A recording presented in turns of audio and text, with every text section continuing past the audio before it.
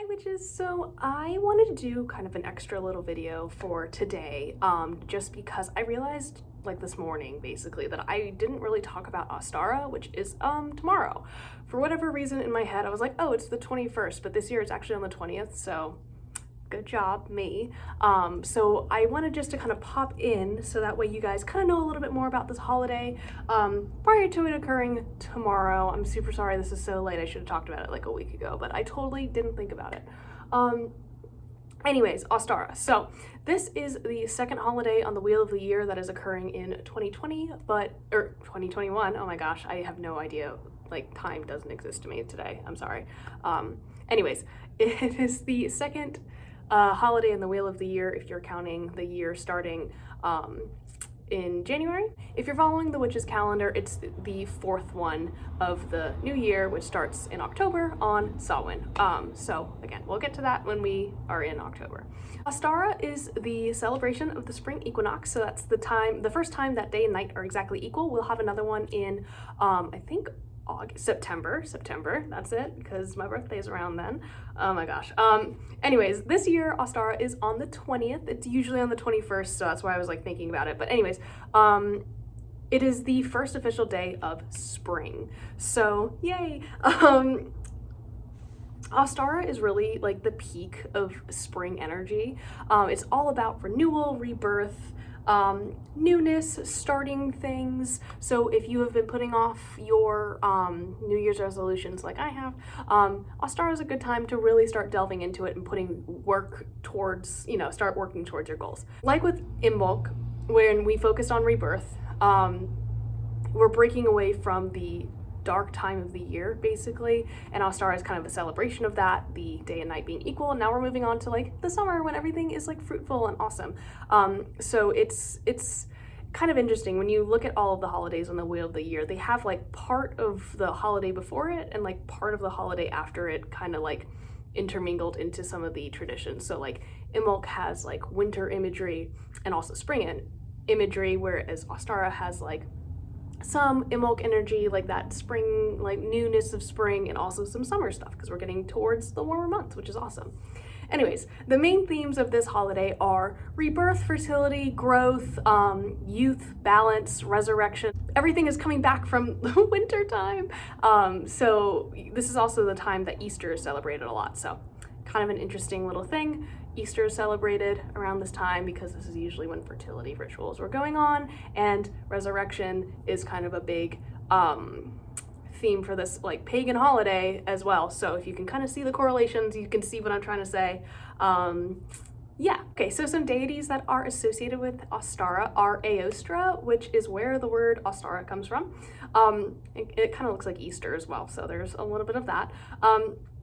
The maiden aspect of the goddess is very potent and like very at the forefront of a lot of Wiccan traditions at this point.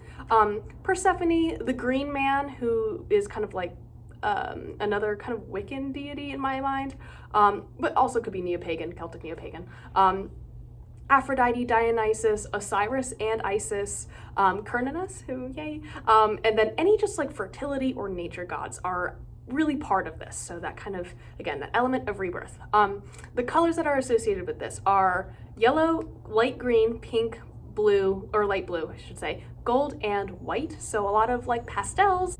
Yeah, so a lot of pastel colors are really like intrinsic to this holiday. Some symbols for your altar are rabbits, eggs, flowers, birds, baskets, lambs, anything that like, I don't know, I'm coming from when I was in a Christian household, like just like the images that I associated with Easter that just like weren't Jesus related. So like literally any of that, because all of that stuff is pagan. So some flowers that are associated with this holiday are daffodil, violets, pansies, which I have a ton actually tattooed right here, and we may or may not be talking about them later in the month. Additionally, rose, iris, sage, lavender, yay, spring wildflowers, hyssop, jasmine, honeysuckle, and chamomile. So anything white and delicate, basically like that new spring floral energy, if you get what I mean, that is going to be really central to this holiday's altar or celebration.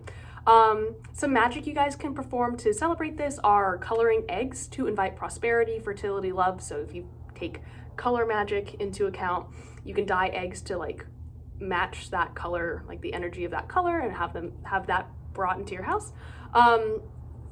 Seed blessings are also a really great thing to be doing around this time. I know that like I did my seed blessing in around Imbolc because I knew that I wanted to have things ready to plant for Ostara, because right now is about the time. I'm gonna probably wait a couple more days because it has been a little bit cold lately. But about this time is when I usually was able to plant seedlings in Virginia, so I'm just adjusting to being in a colder area. But anyways, gardening, starting new projects, fertility magic, if that is something that you're interested in. Fertility magic in terms of like gardening and like seed-based magic, but also if that is something that you're interested in doing for yourself. Beltane's probably the better holiday for that, but because like I said, like Ostara is right between Imbolc and Beltane, it kind of has that like fertility element. So if that's something, I keep hitting that plant, oh my gosh. If that is something that you are interested in, definitely I would say right now, about now is the time to start looking into doing some of that, but it's not for me, so I won't be.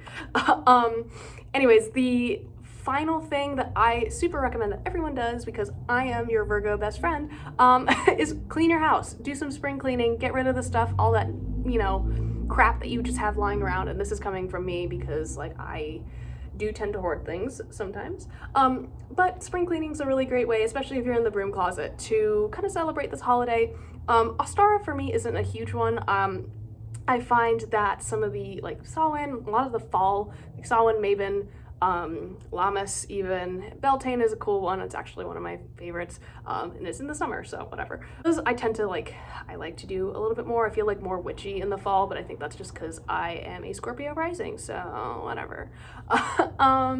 Anyways, I hope you guys have a fabulous Ostara. Also, I will be having some more announcements coming soon about some things having to do with this series. Nothing bad, like I'm continuing for sure, but just some like organizational housekeeping things because I'm losing my mind. So awesome. Anyways, guys, I hope you have a fabulous weekend. If you're celebrating Ostara, I would love to hear how you did it. If you take any pictures of your altars or celebrations, let me hype you up and just like tag me on Instagram and stuff. So anyways, I will see you guys later. Bye.